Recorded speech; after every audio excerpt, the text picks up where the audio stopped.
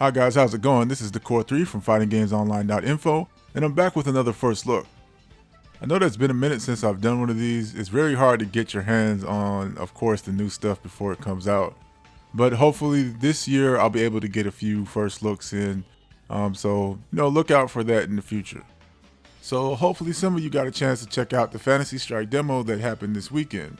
If not, that's kind of why I'm here, to just kind of explain my experience and kind of give you an overlook of the game, its development, the gameplay and the online experience, and just kind of tell you my feelings about it.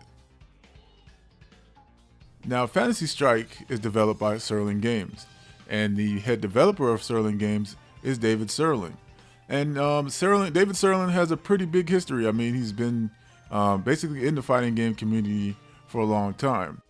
He played Street Fighter II Turbo competitively. He represented USA at Super Battle Opera, a tournament that takes place in Japan. In addition to that, he also wrote a book called Playing to Win, and that's basically putting you into the competitive mindset for any type of competitive game that you might want to play. It was not only directed at Street Fighter. He also provided a tutorial for Capcom Collections 2 on Xbox and PlayStation 2, which included Super Street Fighter II Turbo, and that's something that basically gave you like beginner, intermediate, and advanced strategies for the game. This most likely led to him being a game designer for Super Street Fighter II Turbo HD Remix, where he worked on the balance changes for the characters in the game. Like one of the ones that I remember for the most part was Ryu, of course, having now like a fake fireball. Outside of Street Fighter, he also made his own games. One in particular, which was called Yomi. It's a video card game, and it had fighting game elements to it. And basically what Yomi means is kind of to read your opponent. Not only did he take the fighting game elements, but also he's basically using the characters that are in Yomi for this new game. So sometime after Yomi, he basically had this idea brewing about making a fighting game that would simplify inputs with the goal of still making it a challenging fighting game, and of course this became Fantasy Strike. In terms of development, David Serling took a crowdfunding approach for this title. He went on Patreon and basically offered his Patreon access to the game as it was being made.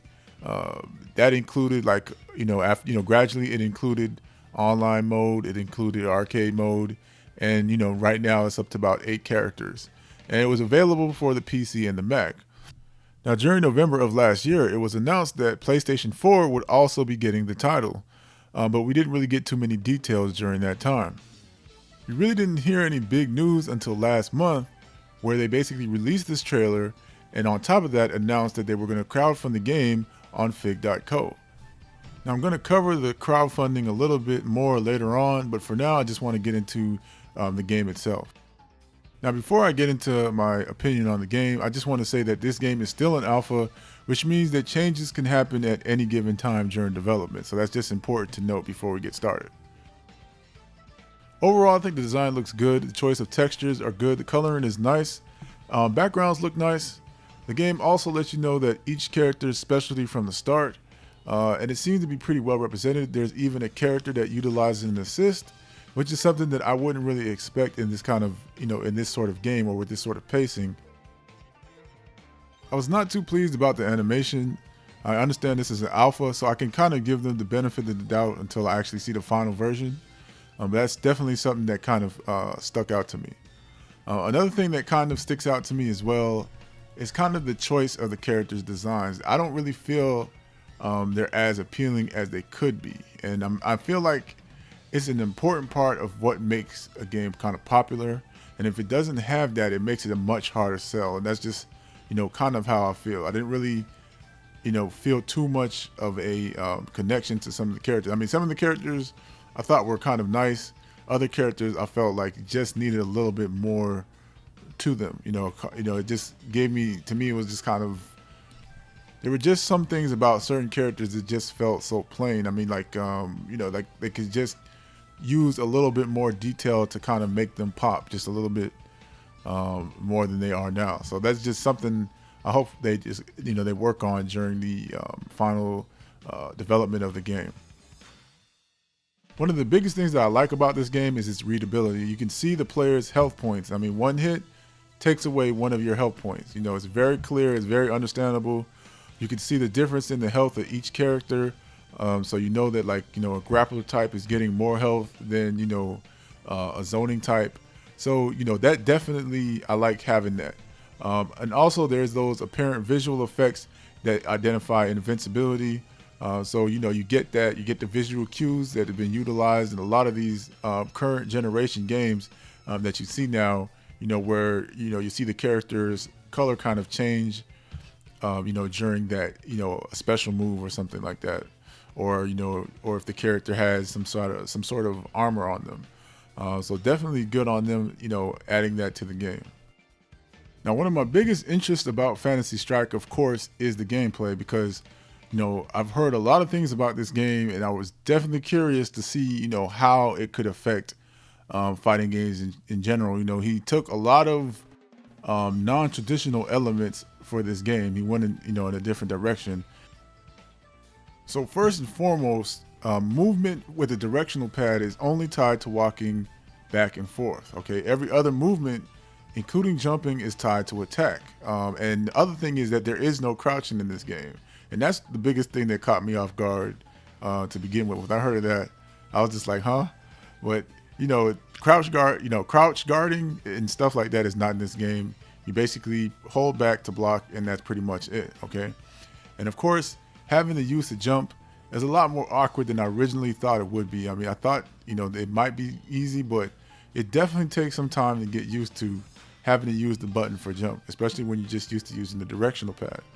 Okay, even with those simple inputs, which I think are great for reactions, there's definitely a hidden level of depth in the simplicity of these controls. You know, certain special moves require that you hold the button or move it in a certain direction to determine the speed in which it comes out. You also have special moves that take away from your health. There's one character that has a dragon punch that takes her health away. So, you know, there's a lot of interesting game elements that seem to kind of secretly give you this challenge that you think, you know, that you won't have when playing the simple game.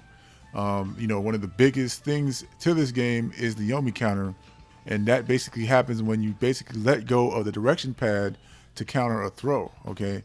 And unlike most tech throws, you get a damage reward if you do the Yomi counter, okay? So I thought that was, you know, a nice addition and a nice, you know, reward that you get for taking that type of risk. Because, of course, letting go, you know, that means that it's either a punish or a throw, and that's, you know, it's a big risk to take.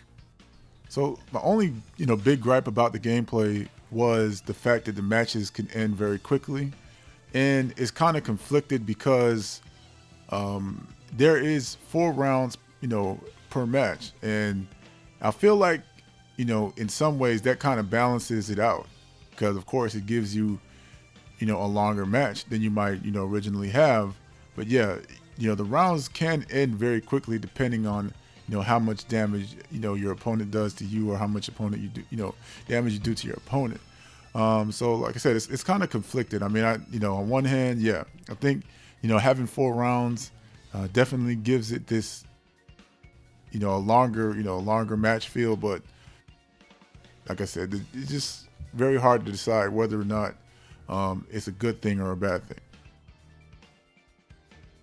Now, of course, a lot of you guys want to know about the online play, and what I have to say for it right now is that it's not good. And I think I know why. But, you know, almost all of my matches were very choppy. There was nothing there to kind of represent any signal strength between the characters. Basically, they gave you a quick match mode, and it basically pairs you with anybody. And I don't know what it was based on. I have no clue. But for the most part, every match that I played, choppy. Nothing. I didn't really have a good match per se. So I ultimately just gave up on the online play. Now, with that being said, GGPO is planned for this title, but there was definitely no confirmation that GGPO was actually a part of this build. Okay, so, you know, I don't really know too much about the, you know, the online element. I'm guessing that it was the original one that they had offered. But yeah, I know that the final build is supposed to have GGPO online. So that pretty much sums up my experience with Fantasy Strike in the first look.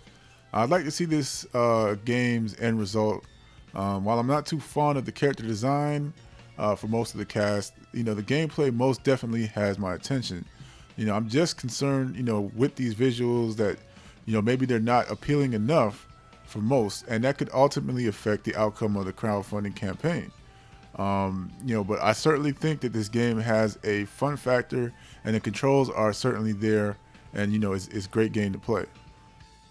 So if you like what you're seeing and you're hearing about this game, I definitely urge you to go ahead and go to fig.co and help this game get its development funds that it needs to get finished. So they're offering $20 for the PC Max Steam version, and then an additional $4 will get you the PS4 version. And then if you add an additional $9, you'll get the PS4 version and early access to the game. So definitely something to consider. I have put the link in the description box below for those who are interested in going to the site and crowdfunding the game. There's 22 days left in their campaign. I really do want to see this game come out. It's an interesting game. I do think that it can get a lot of people into fighting games, and that's kind of the goal of a lot of these games that offer the simple inputs. It's basically just like to get people to like fighting games. That's kind of the goal, the end goal for a lot of these games. If you're not interested in the Fig campaign, you can definitely go to their Patreon.